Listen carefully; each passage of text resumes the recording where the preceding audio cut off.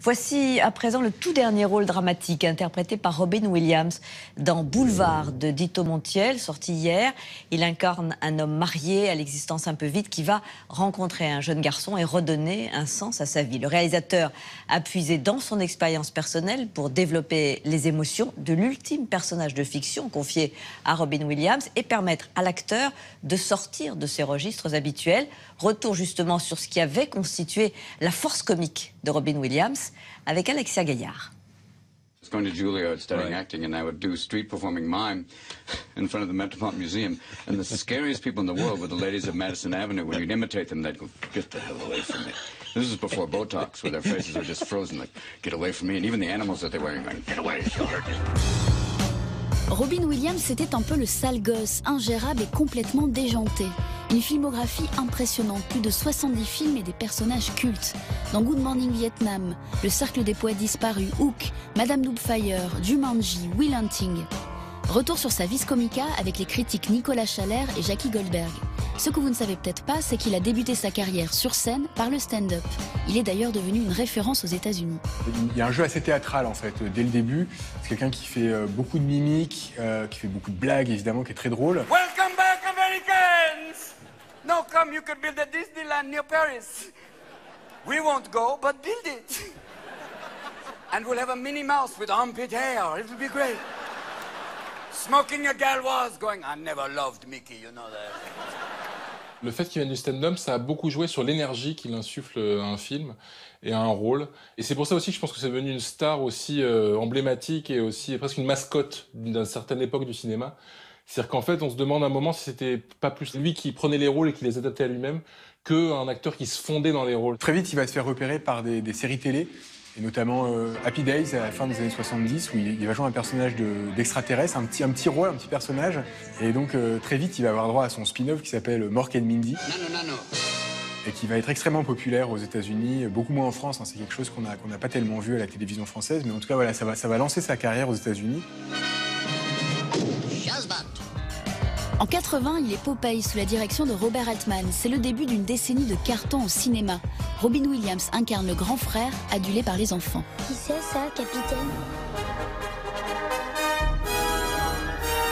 C'est Peter Pan.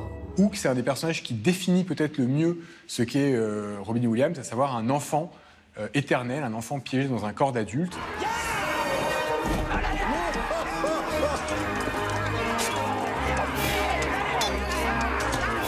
C'est d'ailleurs un des acteurs, vous en parlez aux enfants, c'est un des acteurs dont les enfants se rappellent toujours.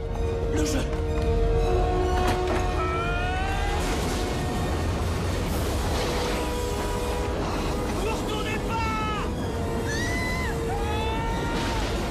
Il s'inscrit dans une lignée d'acteurs qui, effectivement, ont amené quelque chose du délire burlesque, cartoonesque et de l'absence de presque de limite au cinéma. Mais ça, on peut le prendre depuis Jerry Lewis, en passant par Peter Sellers. Ils ont amené une espèce de fantaisie débridée et de non-peur du ridicule.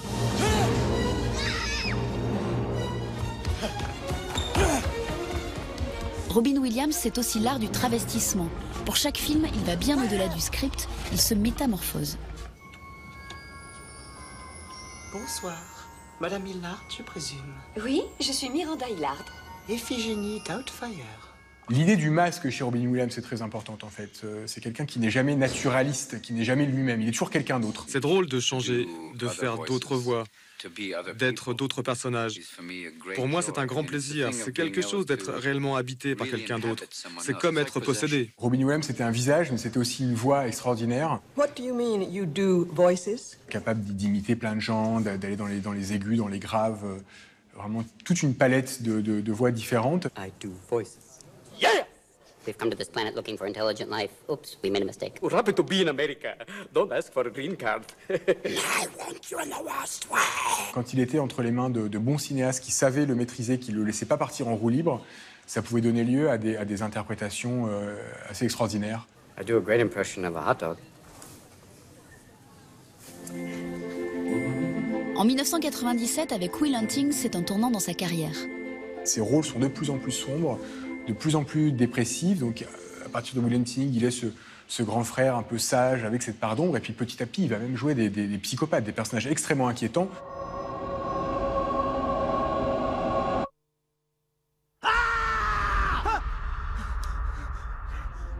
Ce côté sombre, on le retrouve dans Boulevard, son dernier film posthume où il incarne un banquier rangé qui décide de changer de vie. Un rôle intime tout en retenue. Mais ce qui reste de Robin Williams, malgré tout, c'est le clown, le showman. And yet my gentle friend that doth pulse beneath me. Chez nous, on a Lucchini, aux États-Unis, ils avaient Robin Williams et ça fait partie de ces showman qui l'étaient presque tout le temps.